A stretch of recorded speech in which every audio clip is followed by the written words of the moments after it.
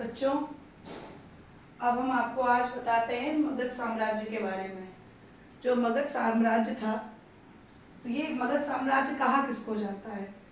मगध साम्राज्य बोला जाता है आपका जो पूर्व में ये यूपी, एमपी, पटना, छत्तीसगढ़ और झारखंड, यहाँ से जो जुड़ा हुआ जो पूर्वी एरिया है, बिहार और बिहार पटना, ये एरिया जो हो गया पूर्वी एरिया, भारत का जो पूर्वी एरिया बिहार, पटना, जहाँ पे झारखंड, छत्तीसगढ़ और आपका बिहार हो गया, पटना हो गया, झारखंड, छत्तीसगढ़, ये सब जो राज्य आते हैं इसको पूर्वी एरिया कहते हैं भारत का। तो जो बिहार वाला एरिया था उसको हम लोग मगध साम्राज्य कहते थे। बिहार का एरिया बोध गया, सारनाथ और पाटलिपुत्र, पाटलिपुत्र मतलब पटना वाला एरिया, पटना को ही हम लोग पाटलिपुत्र कहते थे। और वहीं पर आपका बौद्ध भिक्षुओं का एक बहुत ही बड़ा विद्यालय, जिसे कहते हैं नालंदा विश्वविद्यालय, वहां पर स्थित है। तो जो मगध साम्राज्य था, उस मगध साम्राज्य बिहार से लेके पटना या मतलब पाटलिपुत्र तक फैला हुआ था। और एरिया ये एमपी का एरिया भी लिए हुए था। एमपी का जो मगध साम्राज्य था वो एमपी का एरिया इसलिए क्योंकि वहां की जो आपके विंध्य पर्वत, सोन नदी और गंगा नदी, ये जो एरिया था जहां से गंगा नदी, पटना में गंगा नदी बहती है। और आपका एमपी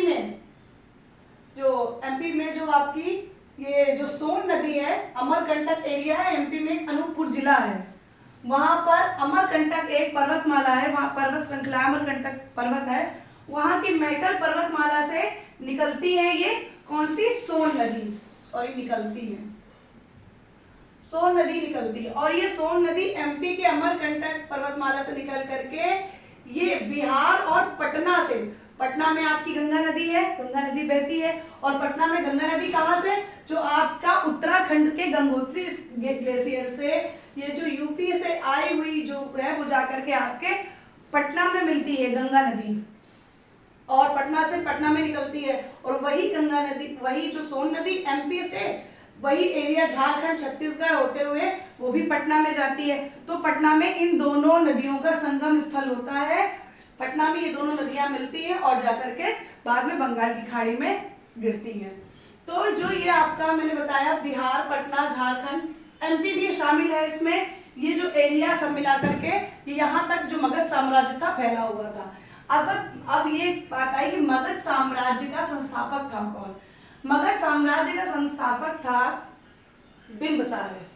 इसने क्या किया था? हर्यक वंश में बिंबिसार नाम का एक शासक हुआ जिसने मगध साम्राज्य की स्थापना की। और मगध साम्राज्य की स्थापना किसने की? कि कौन से साल में? 544 से 492 ईसा पूर्व ये मगध साम्राज्य की स्थापना हुई। और मगध साम्राज्य को कहते क्या है? आधुनिक बिहार, गया और पटना जिला इसमें शामिल है। मगध साम्राज्य में बिहार, गया और पटना जिला, पटना मतलब पाटलिपुत्र, ये आपके मगध साम्राज्य में ये सब शामिल है। पटना को ही उस समय पाटलिपुत्र कहा जाता था। और मगध साम्राज्य का मुख्य संस्थापक, उसका उत्थान करने वाला हर्यक वंश का बिंबिसार था। और उसने स्थापना की थी बिंबिसार ने, और उसका उत्थान किसने किया था?